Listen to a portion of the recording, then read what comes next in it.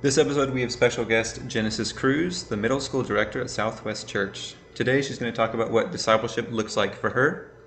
So, Genesis, why don't you start by talking about your background a bit? Thank you. Hi, Jacob. Thank you for having me today.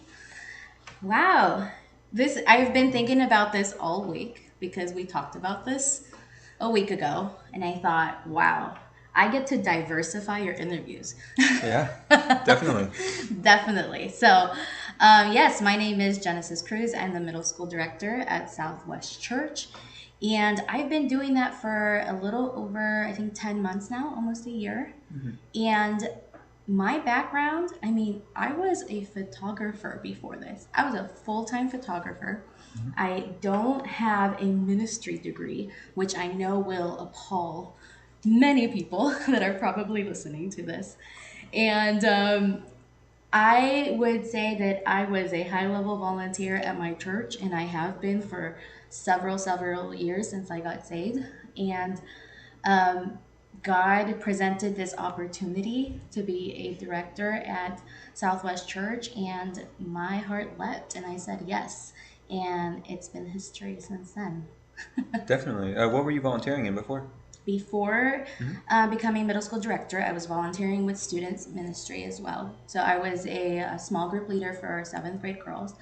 But I've also been part of the children's ministry. So I was small group leading and teaching the fourth and fifth graders, which was kind of cool because a lot of them ended up moving up with me when I became the middle school director. So that was really neat.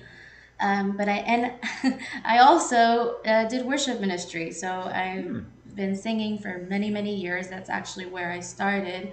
I was 18 when I came to Jesus, and the first ministry that I got involved with was worship ministry. I mean, the church was like, "All right, cool, you're saved. Can you sing?" Yes. All right. See you next week on Tuesday. And that's literally how that went. So I've very early on when I got saved, I was propelled into ministry, and I haven't stopped since then. Awesome. So, you've worked with fourth and fifth and also with junior high. What would you say are some of the biggest maturity, developmental, and just behavioral differences with handling those two different groups? Oh man. So there is a huge difference between fourth and fifth grade and sixth, seventh, and eighth grade. I understand that they're only a few years apart, but it is night and day. I mean, fourth and fifth graders are still super innocent. They are exposed to things at school. We are all aware of that. But it's nothing like what's waiting for them in sixth grade. Sixth grade is a culture shock for them. And so, I mean, you would know this, Jacob. The sixth graders at the beginning are not the same sixth graders now, right? They've gone through so many things at school as middle schoolers. So, definitely huge gap developmentally, psychologically, emotionally, physically. A lot of them have physically grown in such a short amount of time. So they're two different people between the ages of 9, 10, and 11, 12. It's a huge difference. And I think middle schoolers are amazing. I know a lot of people don't feel that way. I think a lot of people feel that they're very immature, that you can't carry a conversation with them. But if you stay long enough, you realize that you can. And once you build trust, rapport, and just really delve into discipleship with them, they respond sometimes even better than adults. So I love the fact that with middle school age students, I can still have fun. They're not too cool for school, right? High Mm-hmm. schoolers. I think you have to go through a background check, social security, I know blood test to make sure that you are cool enough to speak to them and to disciple them. With middle schoolers, they're really just asking, "Hey, do you like me? Cool, you actually like me. All right, let's be friends." So I love that age group. They're amazing. Definitely. So, why don't you tell me about what you're doing at Southwest? All right. What am I not doing? As middle school director, my job is to plan, execute all events, all events, discipleship points for middle school age students.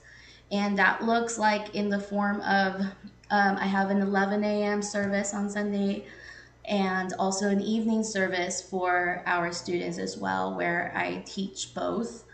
It looks like recruiting and teaching volunteers, which has been probably, we'll get there, but that's probably been the hardest part of this journey.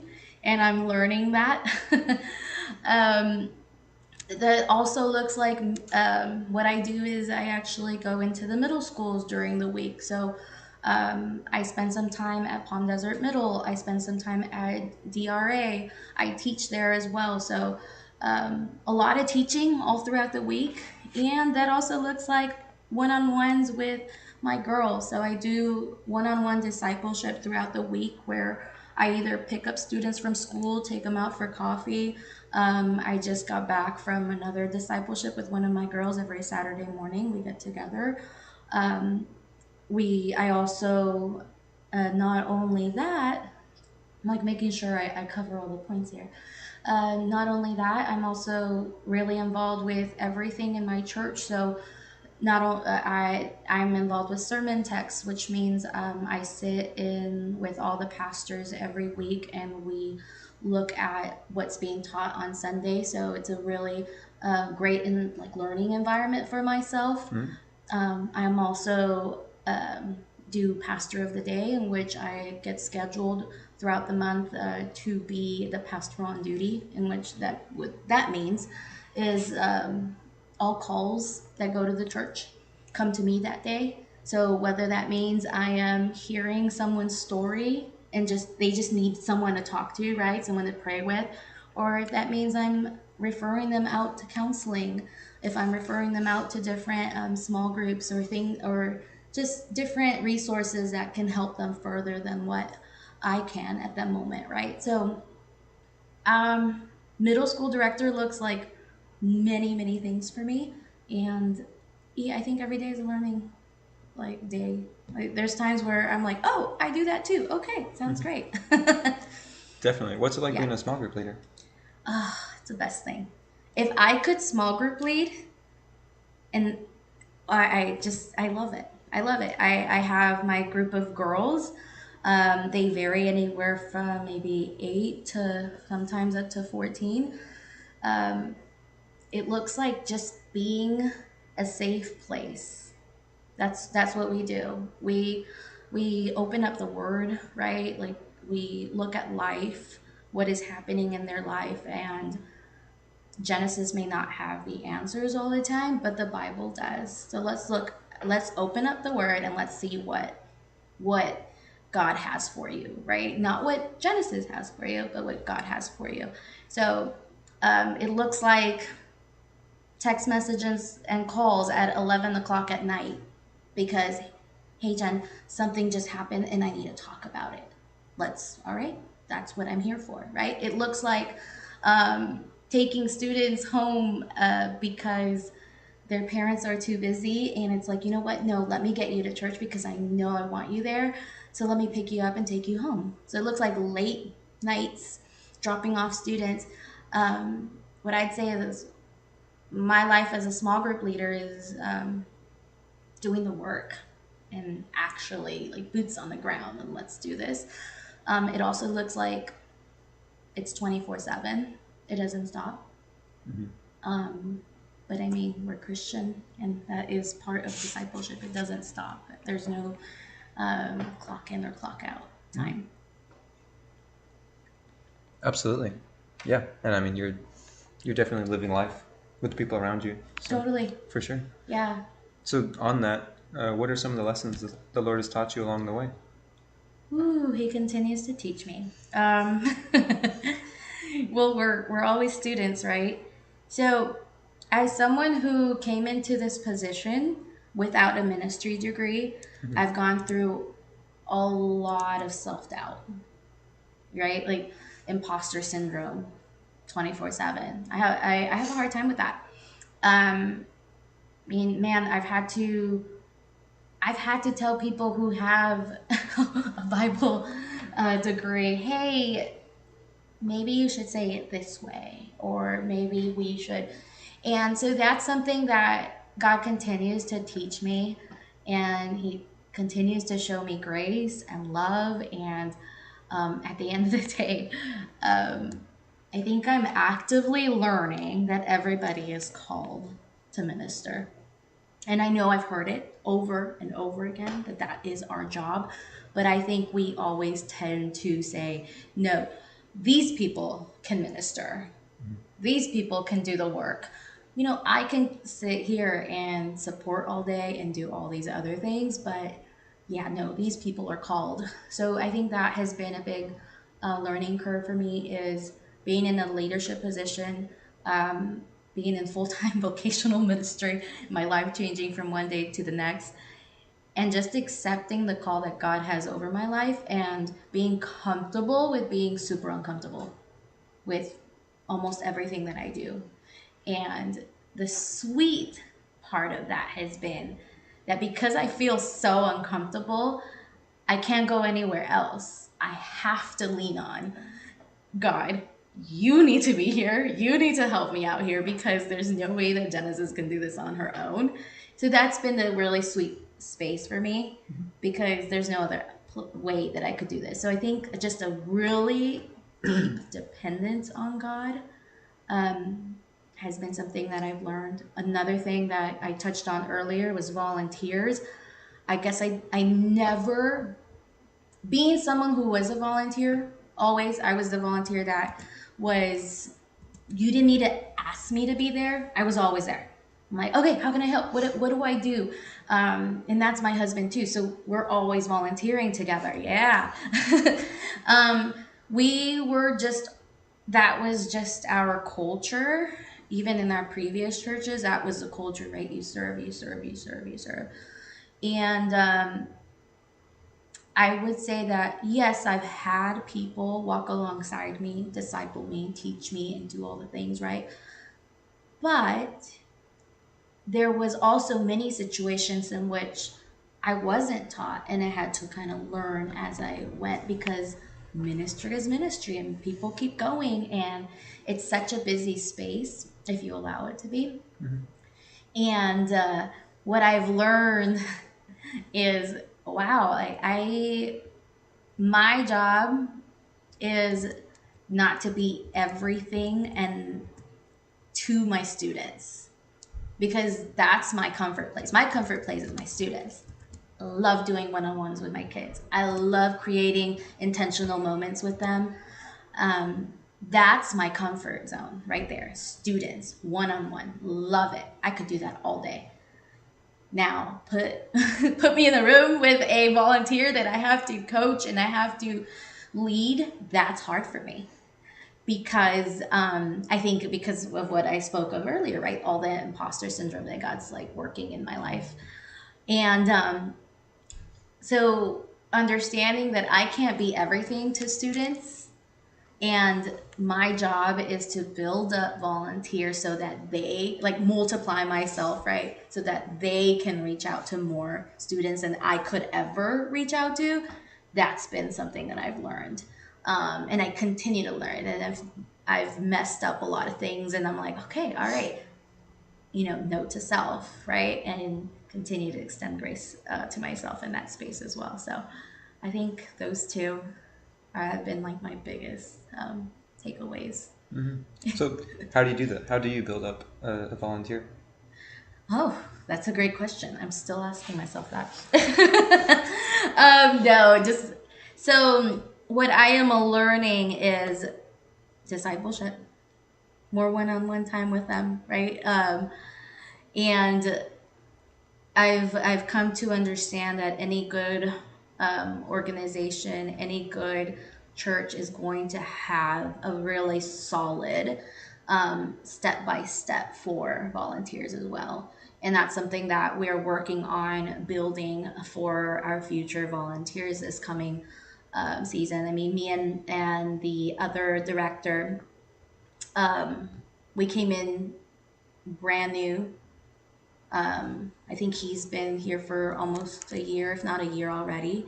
So we both don't have ministry degrees. So we're like learning as we go, right? We have amazing people that are teaching us and by our side, but we're still doing this thing brand new. So I think what we really want to do is have a more solid discipleship pathway for our volunteers so that they feel equipped.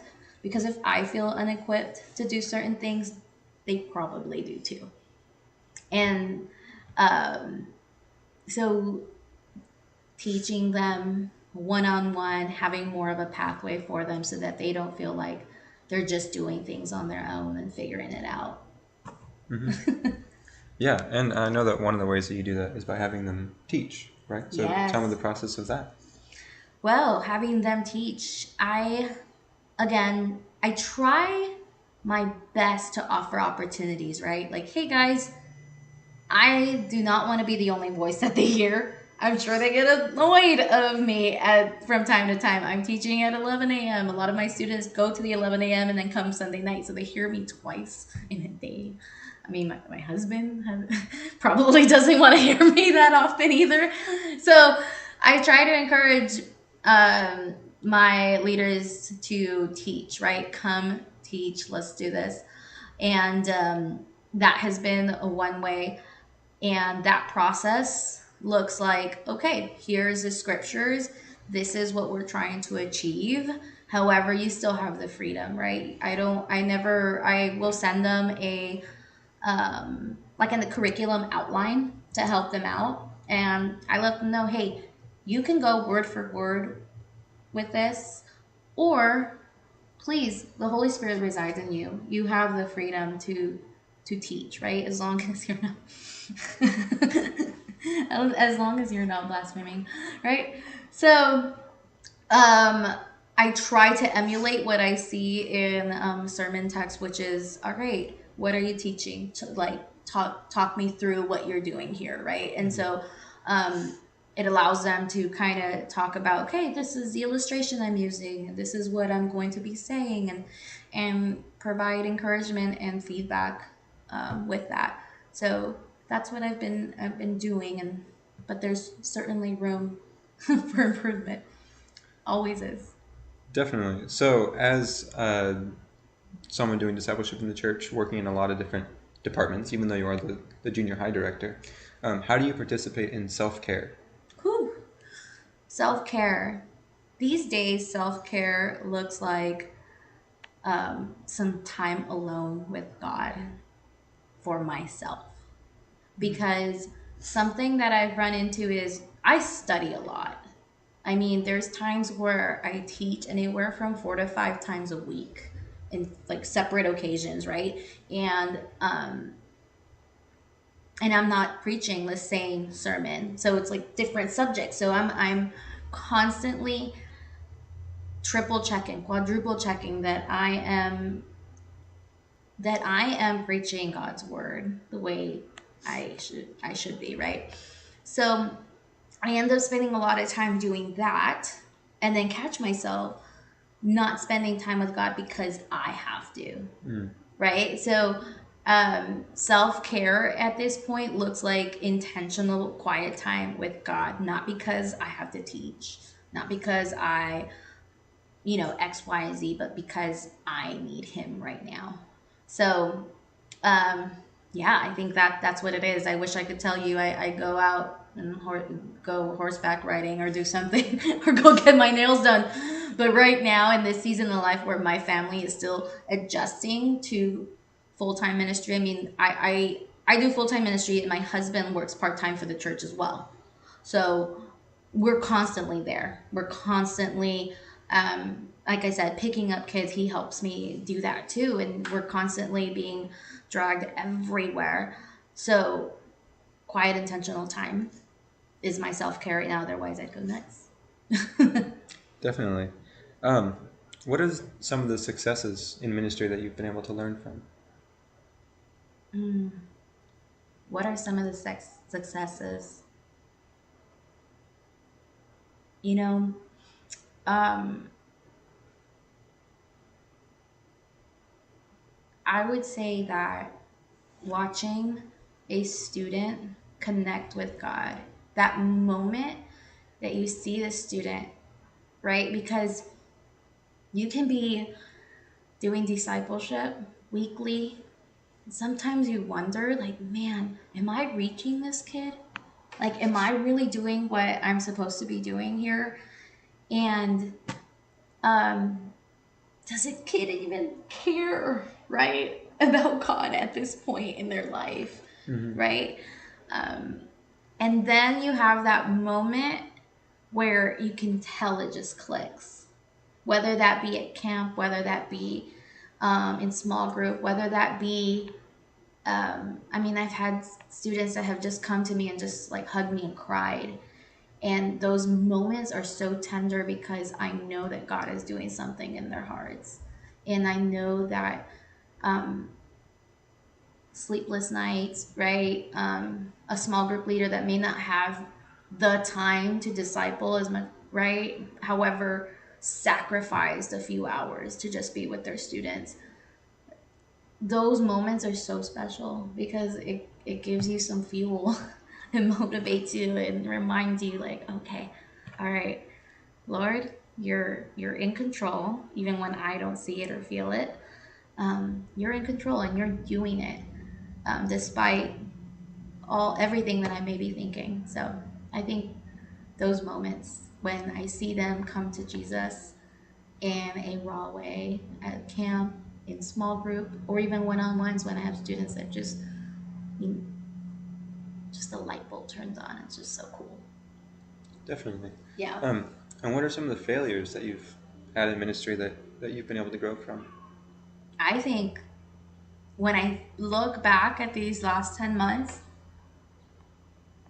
I would say it's volunteers. And when I say that, I mean what I have to offer to my volunteers. And that has been something that I've had to look back, and as someone who um, I'm, I don't want to say I'm a perfectionist, right? But I am someone who strives to do the best they can. And when I look back, I feel so much conviction when I think, man, I could have done this better. And man, I could have spent so much more time with my volunteers. And wow, like I didn't do this and I didn't do that. However, when I look at that in a healthy way, I go, okay, that is okay. We have, I have time to reflect, to, talk to God, and all right, how can we do this better next year? So I think that's what I would say that one of my failures has been just the way I show up for my volunteers. And I mean, I'm excited because it allows me to look at it in a honest way and make it better. Definitely. Mm-hmm. So let's talk about advice and resources. What is some advice you'd give to yourself if you were to start over, or to someone else who's starting fresh? And then what are some resources that you found to be really helpful, some resources that you've created that you use, or anything like that? Advice: don't bite off more than you can chew. I think I came in super excited and I'm gonna do this and I'm gonna do that and oh, this sounds cool and this sounds cool, and you get so excited for the possibilities, and then can get yourself overwhelmed really quickly when you realize how much there is to do. So I'd say focus on a few things and do those really well rather than spreading yourself so thin, trying to be everything and for everyone. I think that would be a big piece of advice. Also, spend time for yourself. I mean, I have a family. I have 2 kids, and something that convicts me at times is, wow, like sometimes I'm discipling other students more than I have discipled my own children. So that is very convicting in my life, where my daughter has to watch me leave the house physically to go pick up a student from school to go have coffee with them. So also to dedicate, to schedule time for yourself, schedule time for your family, especially those first couple years of ministry, because I think that you're just going to continue to learn and learn and learn and make mistakes and learn from them. So that's what I would say. What was the second question? Resources. But on Oh, that family thing, no, I totally agree. And I've heard it put this way that God can raise up anyone to be the pastor of these people, but has raised up one person to be the parent of the family, which is absolutely. very, because, people can get lost in the like, oh, I'm ministering to so many people, and then, you know, practically abandon their family. So Absolutely. definitely, And yeah. it's so easy because I think that what you're doing in ministry is inherently good. I mean, who's gonna tell Hmm. you that you're doing something wrong, right? Like, I mean, you're going out, you're picking up kids, you're taking them to church, um, I mean, it is all so, so good and it builds a kingdom. So it's so hard to be real with yourself and ask yourself, like, man, how much time have I actually spent with my child and discipled my own child, Hmm. right? Um, yes. And I mean, I think that's the biggest thing that I can really contribute to that question. But resources, I mean, obviously there's many resources online, but you really learn the thing when you're doing it. And I think the best resource that I could say is to um, be discipled, find yourself someone that is ahead of you, that's Hmm. been doing this for much longer, that can talk to you, speak life into you, admonish you, right? Like, you need people in your life. You can't do it alone. So yes, resources, school, right? All the things, those are awesome, but you need people ahead of you, aside, beside you, and behind you. So have someone that you're discipling, have someone that you can laugh and just like vent with, right? You need that friend, but you most of all need someone that can disciple you, and someone that you can be real with and you can say, hey, I am stressed out, because ministry will do that to you. Hmm. I mean, it is a blessing, but I think anyone that's been in ministry for any length of time can tell you that it can take a toll on you. So to have someone that you can bring that to is so important. So I think that would be yeah, I think that's what I would say. For sure. And in the American culture, and even in the American Christian culture, there's always a temptation to view self care and being discipled as something that's not productive and therefore is a waste of time. Totally. Have you seen a lot of benefit from doing those things? Absolutely. The truth is your calendar will lie to you and tell you that you don't have time, right? That they I've struggled with the calendar, because I look at I mean, my husband and I often look at the calendar and go, how are we going to make this happen? Because although I'm so involved obviously with my church, we still have our own small groups. Mhm. And for instance, our small groups are on Tuesday nights. And there's been times where me and my husband think, man, you know what?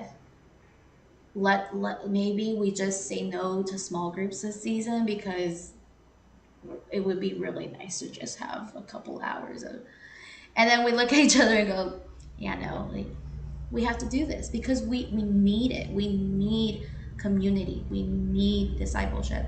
And so the calendar is going to lie to you and tell you that there's no way. But once you do it, once you are there with whoever you're meeting with, you go, okay, God, thank you.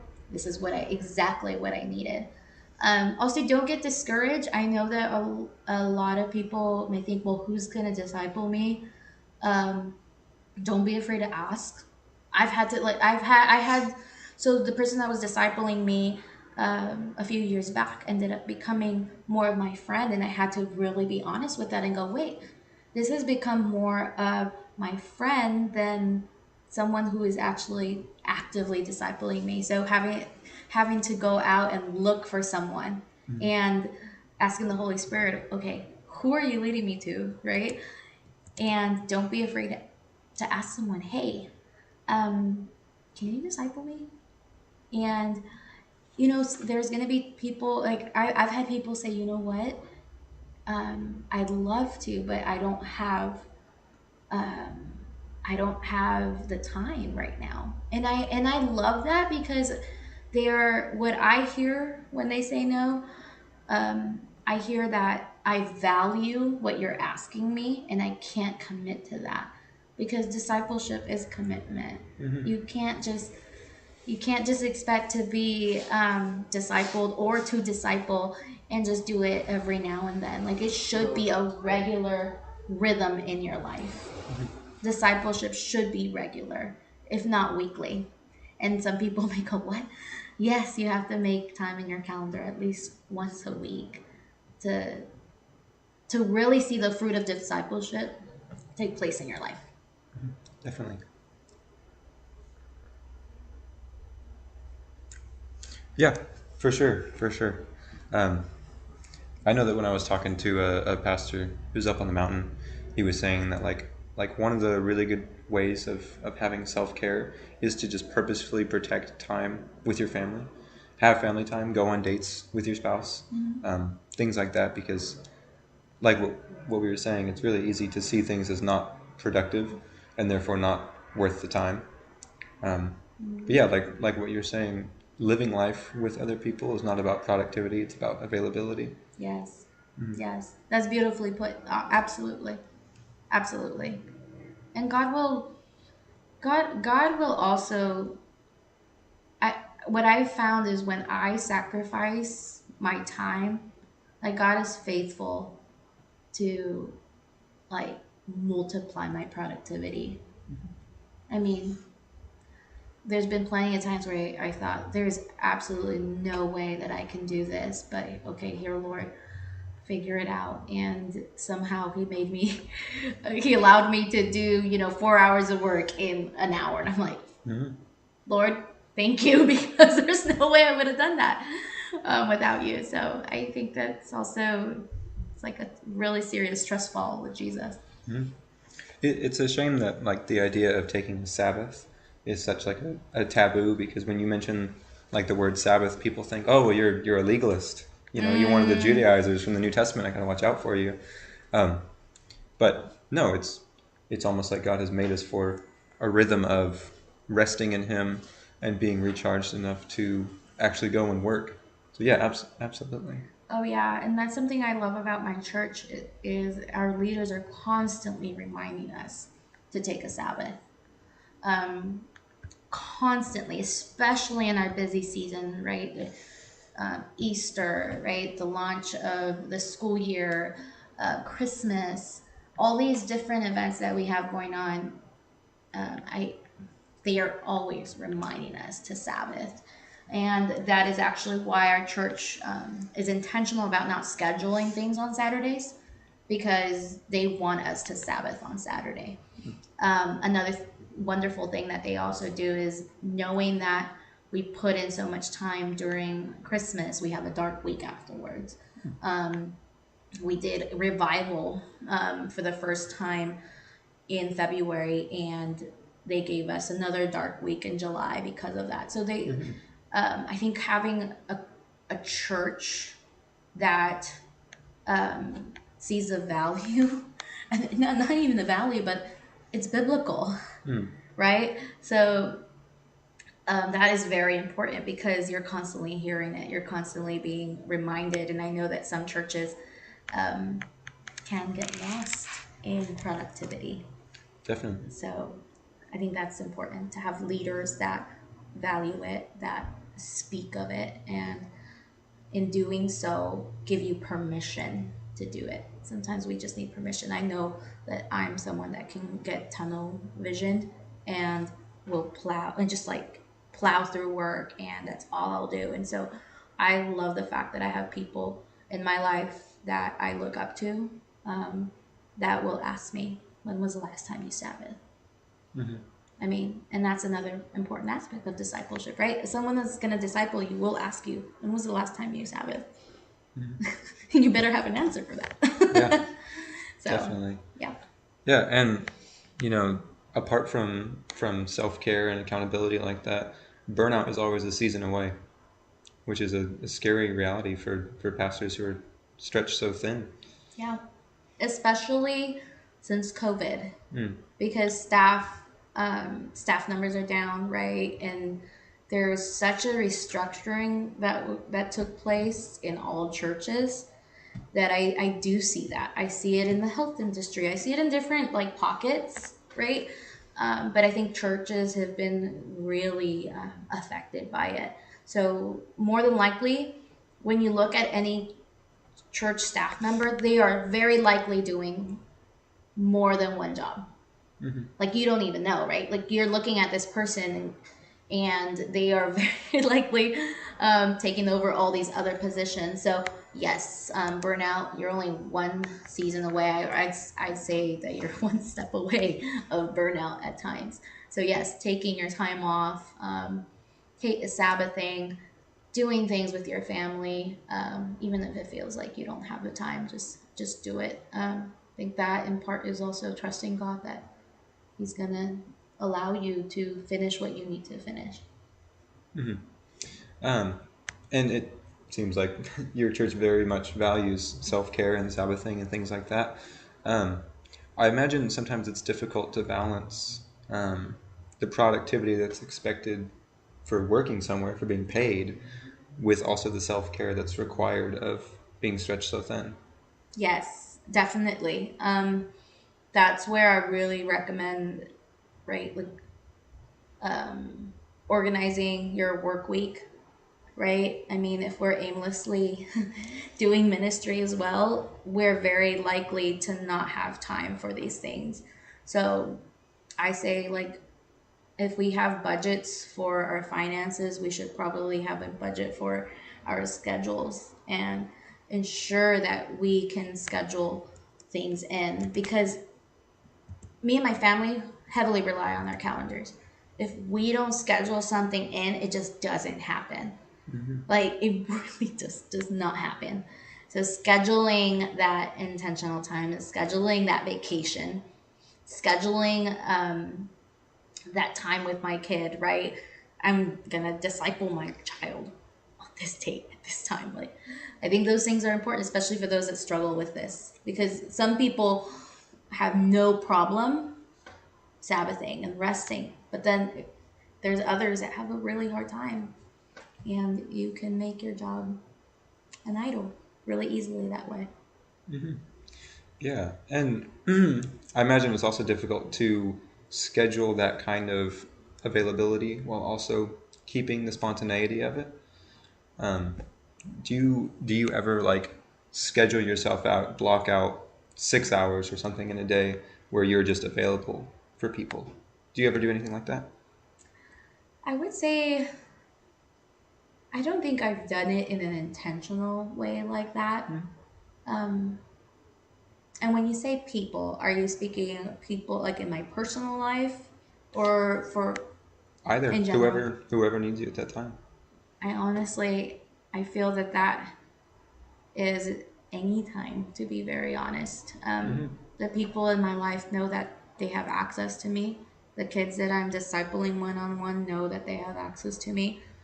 Um, and when yeah, I would say so that I do, that I have um, generally a kind of an open door policy for Hmm. my friends, for people I'm discipling, for my colleagues. Um, yeah. Definitely. Well, I don't have any more questions. Anything All else you'd like right. to say? You know, um, ministry is for everyone. And I have to constantly remind myself of that. Um, that we're all called to ministry and that it's a blessing. Um, but spend time with your family. Spend time with the people that you love, because you will get burned out if you don't. And it's so important. I can't stress that enough. And I'm still learning, and I'm still having to figure this thing out. But I can't stress enough. Spend time with your family. Hmm. It's gonna get done, right? Like your work is gonna get done. God is gonna meet you in that place where you feel that you just can't do it. Definitely. Well, Thank thank you you. very much, Genesis.